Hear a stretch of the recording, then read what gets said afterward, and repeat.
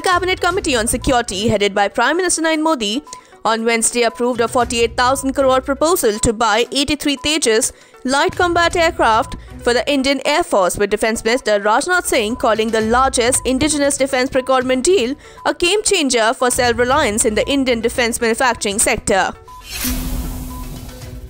The Allahabad High Court said today that the mandatory display of notices for marriage of interfaith couples will be optional now in an order that is likely to bring relief to interfaith couples. The court said the publication of such notices would invade in the fundamental rights of the liberty and privacy. The court added that they would also affect the couple's freedom to choose marriage without interference from the state and the non-state actors. The North and South Delhi Municipal Corporations in Delhi on Wednesday banned the sale of chicken in their respective regions following confirmation earlier this week of bird flu cases in the national capital.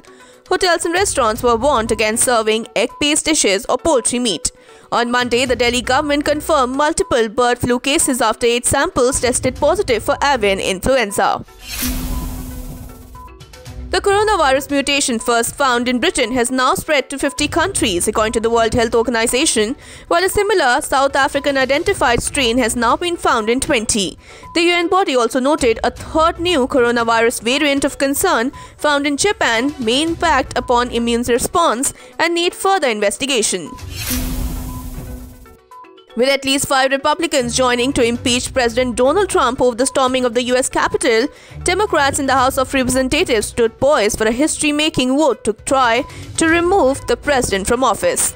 With 8 days remaining in Trump's term, the House will vote on Wednesday on an article of impeachment accusing the Republican of inciting insurrection in a speech to his followers last week before a mob of them stormed the Capitol, leaving 5 dead.